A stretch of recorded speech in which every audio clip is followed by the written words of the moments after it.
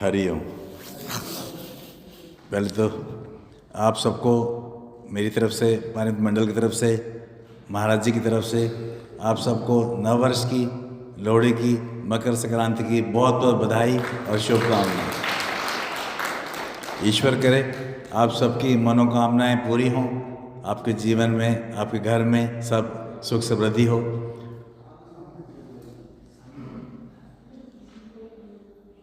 जैसा कि आप सब जानते हैं कि अब कुंभ शुरू हो गया है और जो हमारे संकल्प पूरे हैं या हमें आशीर्वाद हैं या हमारी जो मन की इच्छाएं हैं पूरी करने का सुनहरी अवसर है कि जब कुंभ के अवसर पर जाकर हम अपने इच्छाएं, अपने संकल्प पूरे कर सकते हैं।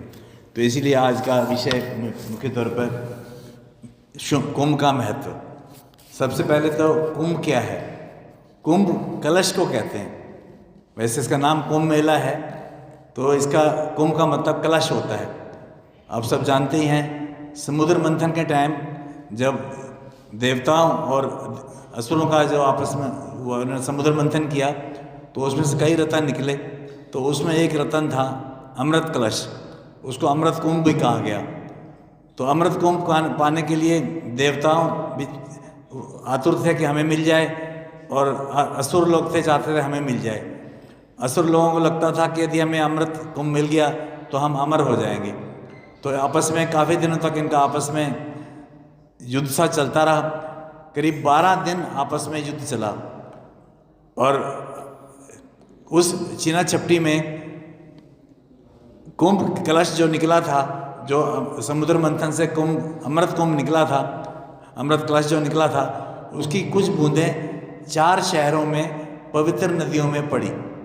वे 4 शहर हैं हरिद्वार, प्रयागराज, नासिक और उज्जैन। इन 4 शहरों में अमृत कलश की या अमृत कुंभ की कुछ बूंदें गिरी, जिससे उन नदियों का जल पवित्र हो गया।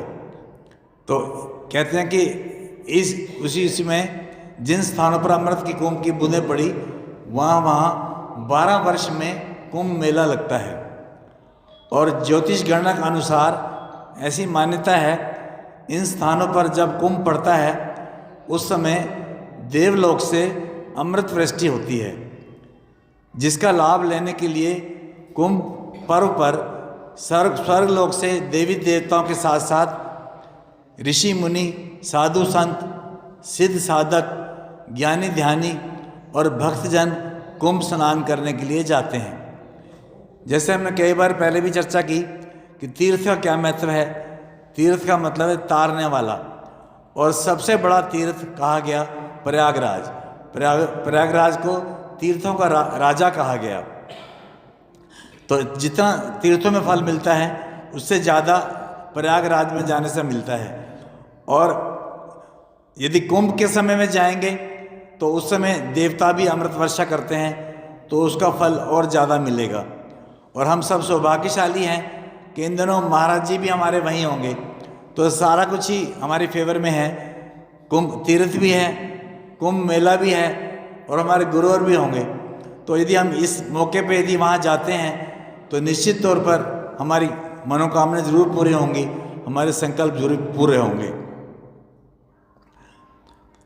जैसा अभी भीम जी बता रहे थे, 13 जनवरी से 26 फरवरी तक ये प्रयागराज में कुंभ मेला लगाया जा रहा है। और इसमें से मुख्य स्नान जो हैं वो हैं 14 जनवरी, 29 जनवरी, 3 फरवरी बसंत पंचमी, 12 फरवरी और 26 फरवरी। वैसे तो पूरे 45 दिन पूरा महत्व होता है, पर इन दिनों यदि जाएं तो और ज़्यादा महत्व होता है। तो जैसे भी भीम जी बता भी रहे थे, इन 45 दिनों में मिशन की तरफ से वहाँ पर रहने, खाने पीने का, ठहरने का पूरा व्यवस्था हुई है। महाकुंभ के पर्व पर तीर्थराज में गंगा स्नान कर श्रद्धा और आस्था की डुबकी लगाने का अवसर पुण्यात्माओं को ही मिलता है। इस कुंभ पर्व में 12 कुंभों के उपरांत अर्थात 144 सालों बाद ये योग बना है। कुंभ का अपना बहुत महत्व है, पर ये इस पर कुंभ नहीं, ये महाकुंभ है। तो इस कुंभ पर यदि महाकुंभ के अवसर पर जाएंगे तो हमें विशेष लाभ मिलेगा और हमारी इच्छाएं सब पूरी होंगी।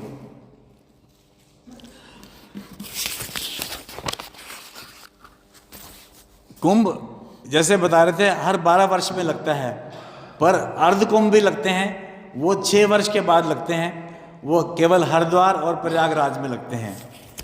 और सिंपल कुंभ जो है वो 3 वर्ष में इन चारों स्थानों पर बारी बारी से लगते हैं, कभी नासिक में, कभी उज्जैन में, कभी हरिद्वार में और कभी प्रयागराज में। प्रयागराज को जैसे हम कह रहे थे कि तीर्थों का राजा कहा गया, वो इसलिए भी कि वहाँ पर गंगा, जमुना और अदृश्य सरस्वती का त्रिवेणी है, तो इस त्रिवेणी में स्नान करने से और ज़्यादा लाभ मिलता है।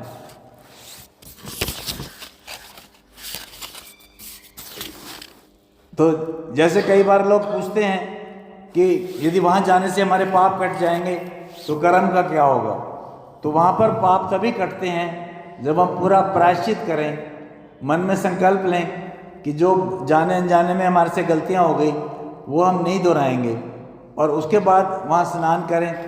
बताया गया कि कुंभ मेले में इस बार 5 स्नान करेंगे तभी हमारी मनोकामना पूरी होगी। तो ये जानकारी देनी भी जरूरी है कि 5 डुबकी लगानी है वहाँ पर। और जब कुंभ स्नान करके आएँ, प्रायश्चित करें, संकल्प करें, और उसके पश्चात किसी मंदिर में या किसी संत के दर्शन करें, और उसके बाद कुछ ना कुछ दान अपने सामर्थ्य अनुसार दान पुण्य भी करें, तभी हमारी इच्छाएं और हमारी संकल्प पूरी होगी। कहते हैं कुंभ में जाने से हमें 3 लाभ हैं। एक तो हमारा पाप कटते हैं, दूसरा अंतर्मन की शुद्धि होती है, तीसरा मोक्ष को भी हम प्राप्त करते हैं। तो हमारे महाराज जी कहते हैं यदि हम सच्चे मन से वहाँ जाएंगे, सच्चे मन से पूजा पाठ करेंगे, दान पुण्य करेंगे, तो पक्की बात है हमें मोक्ष भी प्राप्त जरूर होगा। कुछ और जानकारी, कई लोग सोचते हैं कि हम कुंभ में जाएं, वहाँ बहुत खर्चा होगा, बहुत मुश्किल होगा जाना आना, बहुत भीड़ होगी।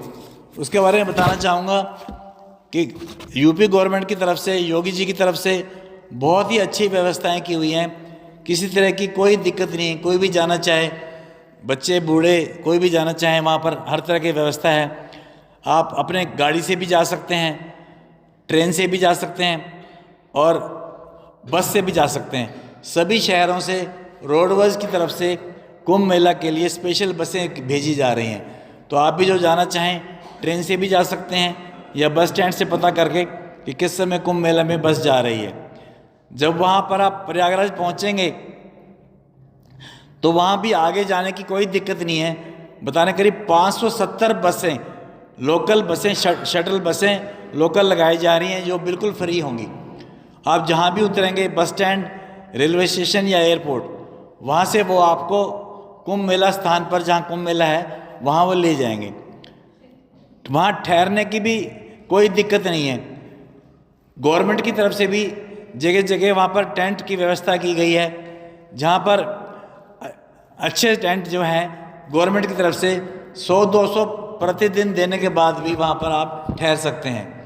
इसके अलावा जो विभिन्न संस्थाएं हैं, मंदिर हैं, उनकी तरफ से भी मुफ्त ठहरने की व्यवस्था है। मुख्यतः 4 मंदिर बताए गए हैं: रामकृष्ण मंदिर, रामकृष्ण मिशन, सच्चा सौदा दरबार, दीनानाथ आश्रम, अखिल भारतीय अखाड़ा परिषद। इन सब की तरफ से वहाँ रहना, खाना पीना फ्री है। कहने का मतलब केवल हमें इच्छा की ज़रूरत है कि हमने महाकुंभ में जाना है। यदि जाएं तो ना तो जाने आने का ज़्यादा खर्चा है, ना वहाँ रहने का ज़्यादा अच्छा खर्चा है, ना खाने पीने का ज़्यादा खर्चा है, लगभग फ्री है। हाँ, इतना ज़रूर है, महाराज जी भी कहते हैं आप जब भी मंदिर में जाएं, तीर्थ में जाएं, अपने सामर्थ्य अनुसार जहाँ भी आप लंगर लेते हैं अपना वहाँ कुछ दान पुण्य जरूर करें, तभी उसका फल मिलता है। मेरा कहने का भाव इतना ही है कि ये जो महाकुंभ हो रहा है ये 144 साल के बाद हो रहा है, तो हमें बहुत सुनहरी मौका है, हम सबको इसका लाभ लेना चाहिए और सबको जैसे भी हो परिवार के साथ ज़रूर जाएं और वहाँ पर अपने सामर्थ्य अनुसार ठहरने का भी इंतजाम कर सकते हैं, रहने का भी, घूमने फिरने का भी। आप सब जानते हैं वहाँ नागा साधु भी आते हैं और बहुत ही सिद्ध पुरुष आते हैं। एक और लोग कई बार पूछते हैं कि वहाँ पर पहले सिद्ध पुरुषों का या नागा साधुओं को स्नान कराया जाता है, बाद में आम लोगों को स्नान कराया जाता है। इसके बारे में मैंने डिटेल में जानकारी ली। उसका मतलब ये है कि जैसे हमारी मान्यता है कि हम बड़े लोगों के या अपने गुरुजनों के, सिद्धजनों के पैर धो के अमृत पीते हैं, उनके चरण स्पर्श चरण धो के अपने हम उसको चरण अमृत भी पीते हैं और उसका स्पर्श अपने सिर पे भी लगाते हैं, उससे हमें पूरा लाभ मिलता है, उनका आशीर्वाद मिलता है। तो कहते हैं कि जब गंगा स्नान के समय ये नागा साधु और सिद्ध पुरुष वहाँ स्नान करते हैं तो उनके स्नान के बाद जो पानी नीचे आ रहा होता है, यदि उसमें हम स्नान करते हैं तो हमें ट्रिपल फ़ायदा होता है।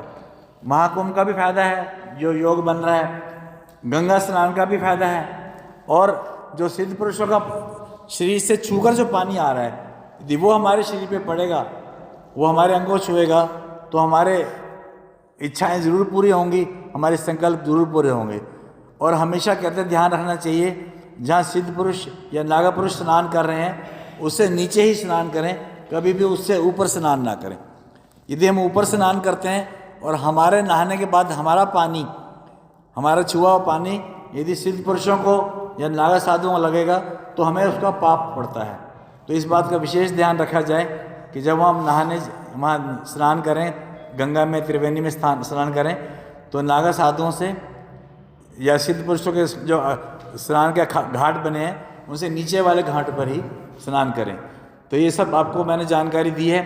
इसके मेरे बाद में भी आप कोई भी जानकारी लेना चाहें, अभी मेरे खड़े हो गए या बाद में, मैंने पूरा स्टडी किया है, आप मेरे से जानकारी ले सकते हैं। पर मैं अंत में एक बार सारांश में फिर कहूँगा, बड़ा सुनहरी मौका है, मैं भी जा रहा हूँ, आप भी जाइए और औरों को भी प्रेरित कीजिए, सभी लोग महाकुंभ में जाएं। इसमें हमारे पाप भी कटेंगे और हमें मोक्ष की प्राप्ति भी होगी। और दूसरा, जो योगी जी ने बड़े सुंदर वहाँ पर व्यवस्था की है, जो इतनी सुंदर व्यवस्था की है अपने यूपी गवर्नमेंट की और सनातन धर्म का लोगों को बताने की कि सनातन धर्म कितना वो है, तो इसका भी हमें मौका मिलेगा। इसी के साथ मैं वाणी को विराम देता हूँ। धन्यवाद।